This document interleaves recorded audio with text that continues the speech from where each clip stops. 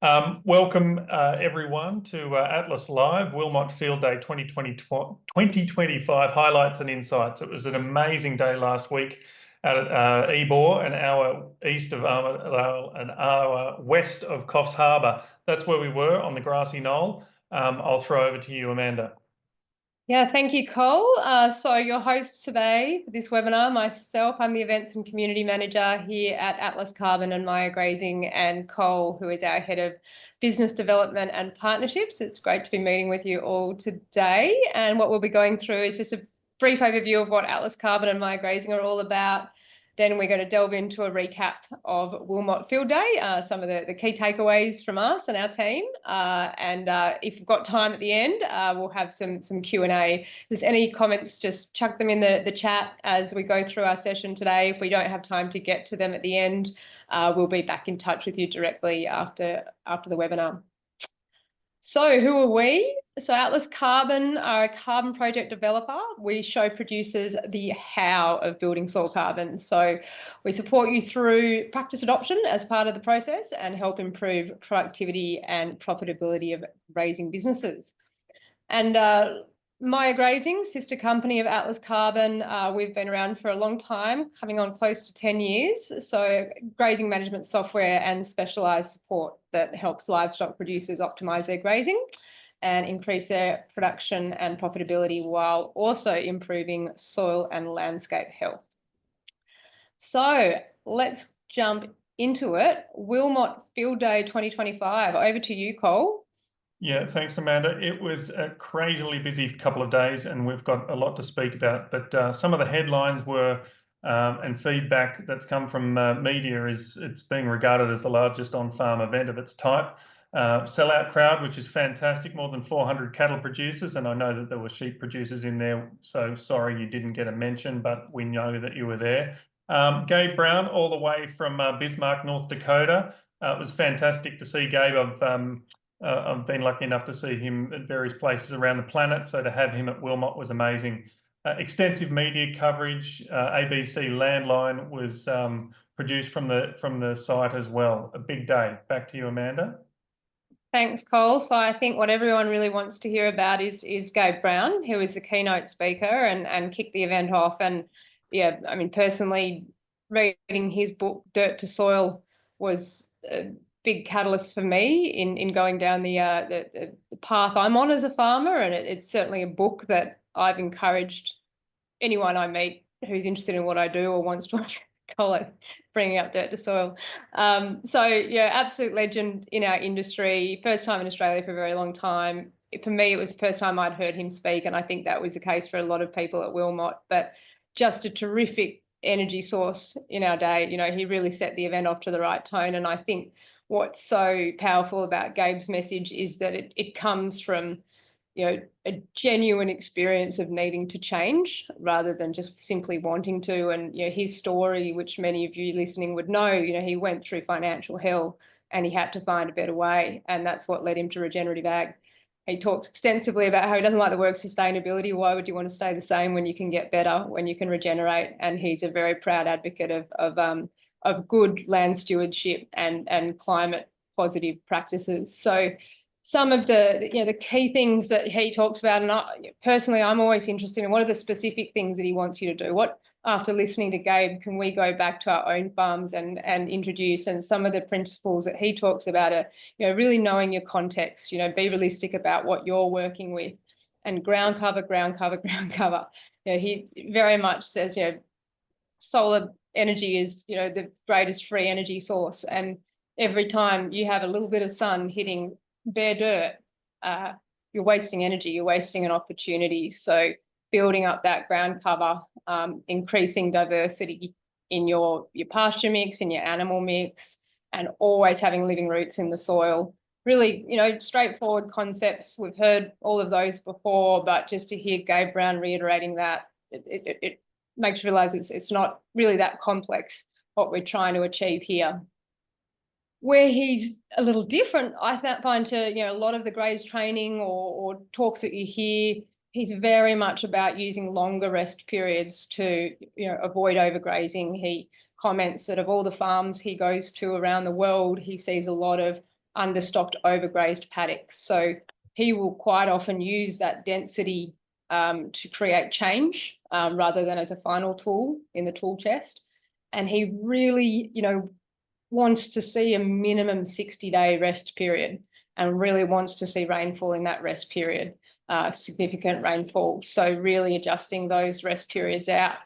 He talked about on his ranch, quite often he'll graze a paddock once every 12 to 14 months. But that doesn't mean he's underutilizing his asset. He's getting more production overall as a result of that approach. And, Gabe really makes you realize there's no excuses. He doesn't let you say, I've got poor soil, or you can't do that here.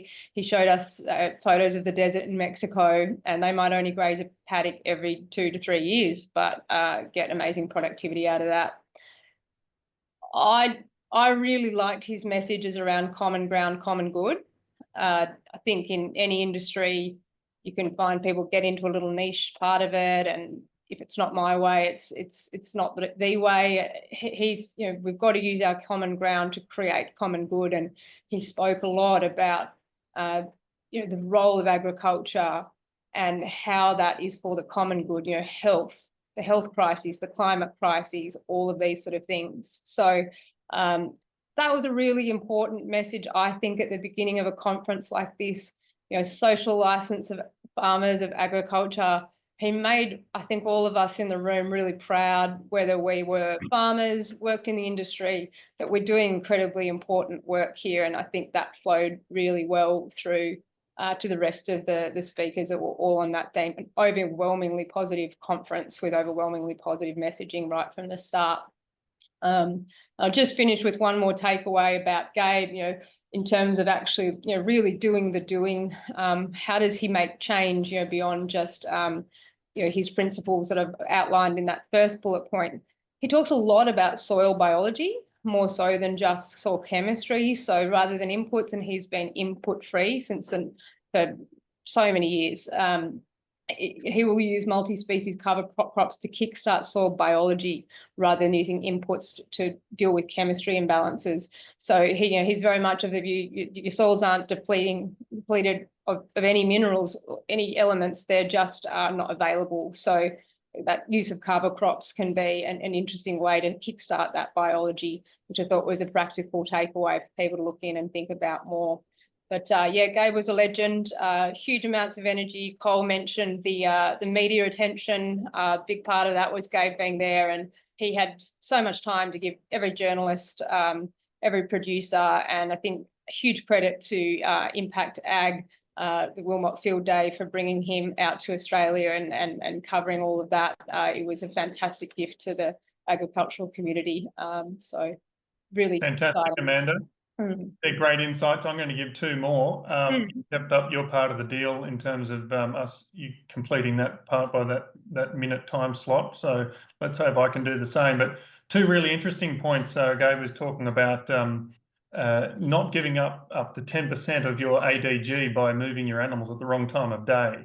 Yeah. Moving when you've got the carbohydrates in the leaf in the afternoon. That was a really good one. 10 days of moving them at the wrong time, then there's a kilo.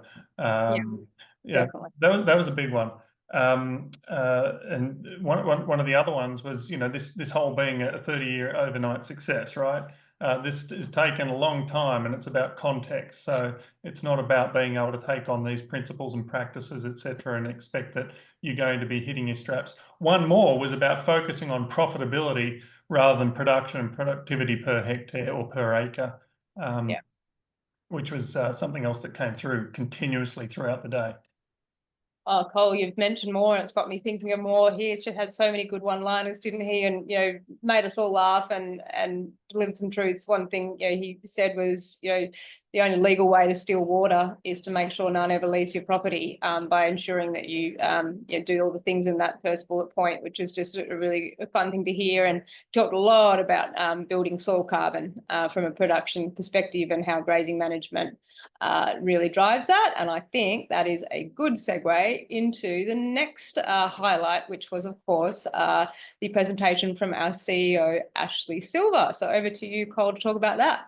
Yeah, thanks. Look, it was great to have Ashley there talking about, in general, the core offering of what we work with at Myer Grazing and Atlas Carbon, really talking about, the adoption of resilient grazing practices and the opportunity to monetize your soil carbon.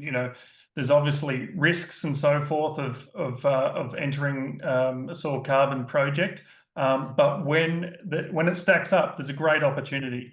Everything that we're about at Atlas Carbon is ensuring that only the right hectare goes into a project, because it's just not suitable. It doesn't suit anyone's interests. So why soil carbon? Just in general, and this goes to all of Gabe's points, regardless of carbon markets, etc. So just sticking on the left-hand side of the screen here, it's about increasing the land's productivity, improved profitability, landscape restoration, water retention. We'll give a few figures on the next slide on what we see in a successful project along some of those metrics. Why carbon projects on the right-hand white side slide? We've had the envy of the world with the soil carbon market we have here in Australia. We've got a highly regulated market. There's verified impact. There's rigorous measurement. The methodology is gold standard and envy of the world. Having a structured carbon market with, you may know the safeguard mechanism, where the biggest polluters in Australia that need carbon offsets, need to buy carbon credits, they can only actually buy them from the Australian regulated market of which we're operating. And when it stacks up, there's actually quite a financial return, or can be quite a financial return on top of an existing enterprise. These are some of, for projects that we do take through to that registration stage, we're typically looking at a 10%, 20% increase in their productivity. We're looking at roughly around 7 tonnes per hectare of increased water retention because of the increased soil organic carbon. And we're looking at about that $50 to $100 per hectare per annum over a 25-year project of bottom line returns to the producer as well. So when it stacks up, it can really stack up, but it's all about doing the appropriate due diligence and the appropriate investigation before committing. Yeah. Absolutely, and those are some slides directly from Ashley's presentation. So, just some really, often we do get asked, what could it look like if I do a soil carbon project? How much will I make? Well, they're probably the 3 stats to keep in mind. And following on from Ashley, personally, this was a real highlight for me, this panel. So there was a whole bunch of panels at Wilmot that featured people out there who are doing the doing. And going to Wilmot, it's always an opportunity to hear from experts in the field, but also hear directly from producers who have skin in the game. And these guys, these are the Atlas Carbon All-Stars. They're the Fabulous 4. So they were part of a panel which was led by the New South Wales government. They all received high impact program grants through Wilmot Cattle Company and Atlas Carbon. So we had Mark Caddy from the New South Wales government, Sean Hooben, our Atlas Carbon Carbon Services Director.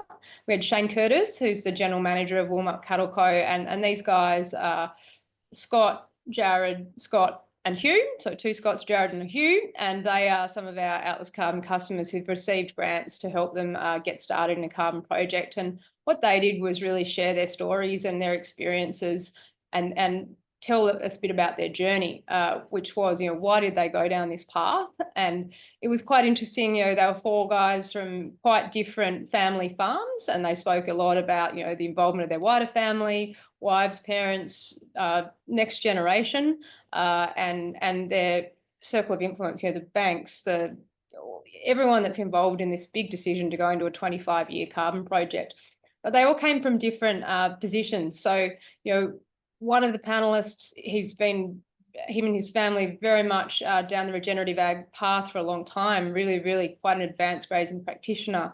And so it was about, taking that next step and actually being able to monetize that and turn that into something a bit more formal than the good practice that he was already undertaking.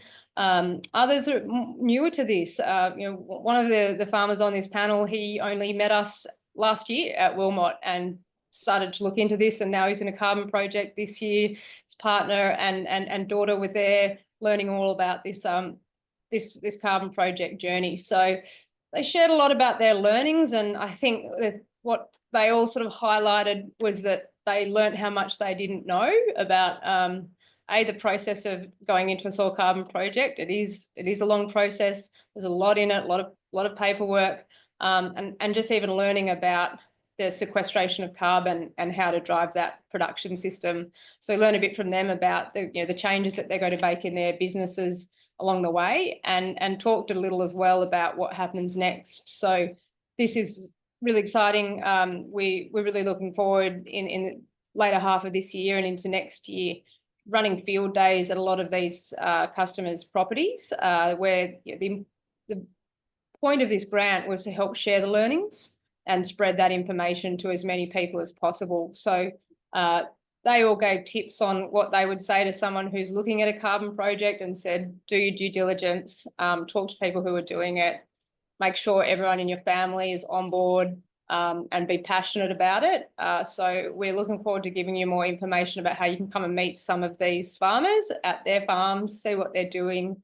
They're now getting into that doing practice change stuff phase of their carbon projects. So we'll be able to share some insights with you on farm about how that all looks and feels. So that was a real highlight to hear directly from people that are in what is really still quite a new space, actually doing a carbon project. And big thank you to you guys. I think a few of you are on the call today, so thank you for sharing your stories.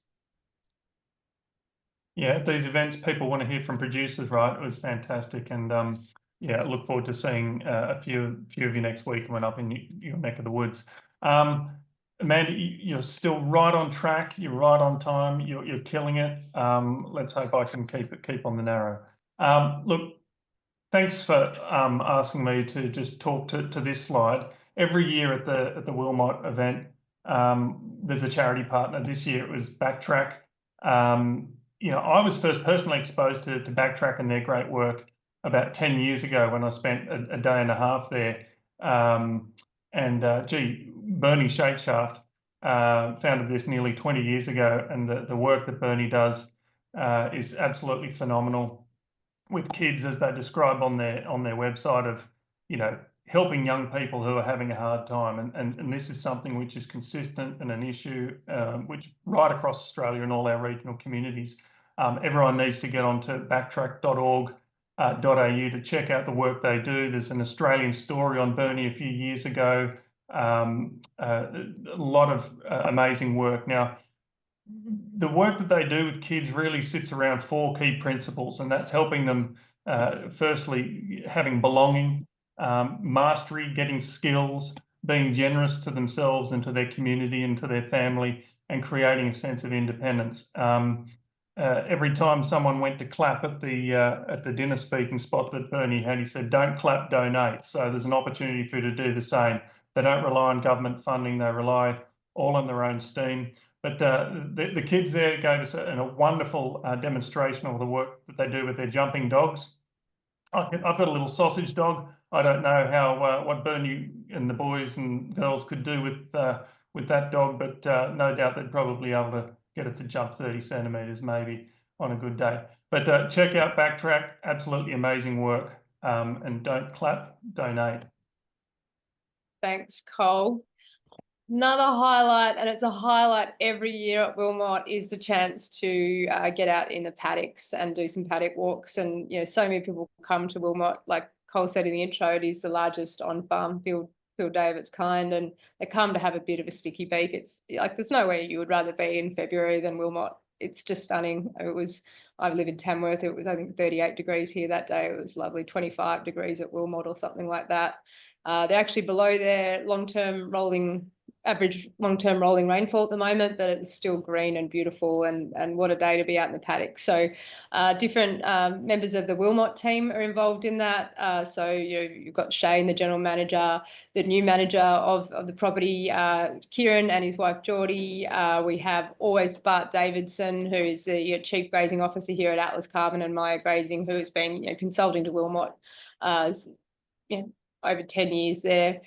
So his insights are always fantastic. And to hear Gabe out in the paddock as well, get out the shovel, dig it up, have a look, see, he's talking a lot about that he wants to see more aggregation roots, rate of root depth, and it really highlights to me the potential of any landscape when you go out into paddocks at Wilmot property where everything's beautifully run. They're doing a fantastic job, and still you can see, very politely pointed out by Gabe or by Bart, that nothing's ever entirely perfect. There's potential, and when we're talking about improving our grazing management for the sake of improving production, more carbon in the soil, more production, or because we're looking at doing a carbon project, you can see the potential there. So Bart shared a lot of figures of where that carbon has moved at Wilmot, who have been in a carbon project for a long time, where they are now versus where they've been. Can talk a lot of the history of those paddocks. Gabe, looking at it with quite fresh eyes. But amazing to get out there. Beautiful multi-species pastures in some paddocks, huge diversity, absolute, you'd have to say 100% ground cover. So, end of day 2, you're out there in the paddocks and everyone's still having a lovely time and not wanting to go home and probably wanting to camp by the river and just stay there for a week. It was a pretty good way, I think, to end that field day. But what was amazing was nothing is sacrosanct there. Gabe was there giving as hard as, and you're up there on the grassy knoll and it looks like there's grass everywhere. There's so many spots for improvement, and learning to be gained at every turn. And I think that was a wonderful thing to see. To see Gabe in action in what many of us would actually consider just this powerhouse environment, and be troubled to sort of point at something which could be improved. It was something else. Yeah, definitely. Okay, this is back to me. Now I've got literally pages and pages of notes of other highlights from speakers on the day, but I need to rip through this because I do want to give some mentions to some very worthy people on the list, and take note of some of the names and organisations and get into it. First topic was climate positive agricultural practices and progress. Amanda helped me rewrite that line so it makes sense. That really related to one of the first panels there, which was called Can Cows Capture Carbon? We had a panel there with the MLA were represented, Richard Heath from Zero Net Emissions Ag CRC, Adam Coffey from who's the chair of Cattle Australia. This panel was essentially run by Hugh Killen there at Impact Ag, which is fantastic. Hugh was sort of pushing the panel a fair bit because he was saying there's plenty of producers doing really good things, but they're not necessarily being rewarded in market for their production that are coming from these practices, which are well and truly in play. It was great. He was pushing what are the bottlenecks here, so producers can actually harness more of the value, whether they're a vertically integrated business or not. I thought it was fantastic. Adam there at Cattle Australia, he was really taking the bull by the horns here, really calling out and dispelling some of the misnomers and myths around that we hear about this our industry, and the methane misnomers, etc. Cattle Australia have done a lot of work. They had a methane roundtable before their conference last year in Tamworth. There's a lot of great work that's come off the back of that, where they're really mapping out strategic priorities and initiatives, going to pushing policy development and research. If you want to get in touch with them, throw a line to me and I'll get you in touch with Adam, but check that out. On the inclusivity and diversity in agriculture, again, we had some fantastic contributors here. Karen Penfold, you may have heard of it, and if you haven't, you would have heard of Four Daughters Beef, but effectively a beef brand that was spun up as part of their succession, the next business, and all their girls wanted to come home and work on the property, developed a phenomenal export business, exporting their branded beef into Asian markets. They're also sharing some of these challenges of being able to capture that value, which Hugh was pushing as well, Hugh Killen, which is very interesting. We had Sam Longmore from Old Bulldust. She shared phenomenal story of her struggles when she had a horrible accident and her life was tipped on its head. Now she's become a phenomenal advocate for women in agriculture, and as well as people living with disability and being involved in the ag sector. Just absolutely incredible. The next two on this that are put in this category was Paul Girawa-House, who's founded up the Wooloman Foundation, which was established to essentially create a traditional whole of landscape response to support Indigenous people owning lands and being involved in agriculture. And I coupled this with another guest that we had from the States, Kat Taylor from Tomcat Ranch Educational Foundation, as well as she's also founded a for-purpose social enterprise bank. So she was touching on a lot of these topics that Paul was talking about, which are limiting our Indigenous people owning land and getting finance to land. Fantastic panel, loved it. Assessing landscape capability is the next bullet point, which Amanda helped me type up, because what I wrote didn't make sense. But in this category, I put a presentation that AACO put together with Naomi Wilson, Clinton Ayres, and Dan Chapman, all fantastic people. They're really pushing the science, pushing the boundaries of how to assess the capture, sequestration, and retention of carbon in our rangeland environments. They've got like a $4 million project that they've put out there. They're currently getting that work peer reviewed. Absolutely love that. In that category as well, Amanda, you're not going to pull me up short, are you? Can I keep going? You've got like 30 seconds. Okay, we had Sarah Schmood and Stu Adam from Agronomy. That was really putting data into a communication tool where a 3D modelling of natural capital opportunities, whether they be soil carbon projects or vegetation projects. Amazing.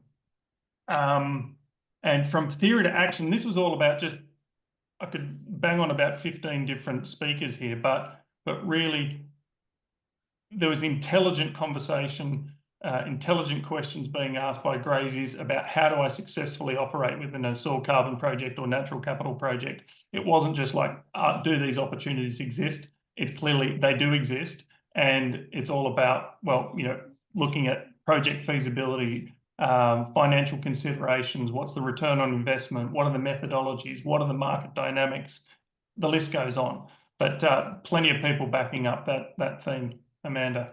Definitely, yeah, and I think that's it. It is a very practical field day in terms of what you can come home with, regardless of where you're at in whatever journey you're on and what scale you are, what enterprise you have. There was some really good actions that you could come home and implement on your own property or your own business or whatever role you play in the ag industry. So this definitely was a highlight.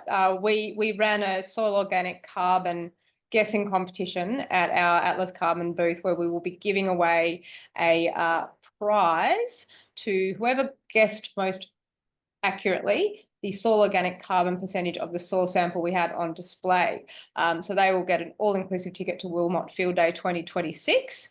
Now, the soil carbon sample that we had there actually had a percentage of 1.95% soil organic carbon, and the winning answer, the closest to that, was 2.15%, and that was from Jason Shearer-Smith. So Jason, we will be in touch with you if you're not watching today. We will get the message to you. You've won an all-inclusive ticket to Wilmot Field Day 26. Congratulations. Now, we've done so well, Cole. It is 3:59. That's amazing. But we have a very quick, if anyone's got any questions in the chat that we wanted to go through, Cole. Well, if you've got questions, send them over. But do have one comment. And Graham, thanks for chiming in, and thanks for writing it again without the spelling mistake. That's very diligent of you. But it's all about context. Hi, Amanda and Cole. I went to Corindi, and Gabe told him personally that people should only use cover crops where paddocks are used for cash cropping as too high cost and risk for grazing only. It's all about context, isn't it, Graham? You know that. We know that. That's what Amanda was talking about at the top of the segment here. But fantastic to know that you're on the call. I will actually, I know we're sort of about to round things out, Amanda, but going back to that last point from theory to action, this is, I guess, Hugh Killen sort of was quoted in an article, I think, today in the Land about, um, essentially these natural capital markets are, something like 86% of Australia's agricultural produce is exported to markets where there's actual obligations set with in terms of the credentials and net zero emissions, etc. So, we're beyond that period of time where it's an option to participate and take note. And I guess you've got this thing on the screen here about the cost benefit report, and I'll let you tell people about it. But here's an opportunity for people to actually understand their value in these markets, and this provides people an opportunity without any cost to actually know what is the potential value for them to participate, because now is the time that producers can be paid for services to society beyond the food and fibre they produce. That's enough out of me. Back to you, Amanda. No worries. Thanks, Cole. So yes, just a quick slide there to let you know that if you would like to have a look at the soil organic carbon potential of your property, which will look at not just the carbon revenue that you could potentially have, but also the production uplift, but also the costs involved in doing a soil carbon project. That's something we can provide for you for free. We very much about due diligence, and this is the first step that we work through with any grazier that's interested in looking at that for their property. So if you want to reach out to us, you can get in touch with us. Just jump on our website. It's usually the quickest and easiest way. There's a QR code there, but yep, just jump on atlascarbon.ag and follow the prompts. We'd be very, very happy to help you. So that is the end of our presentation, and I would love to thank you all for joining us today, and hopefully we'll see a lot of you at Wilmot Field Day 2026. Fantastic. Thanks, Amanda. Well done. Thank you. Happy grazing.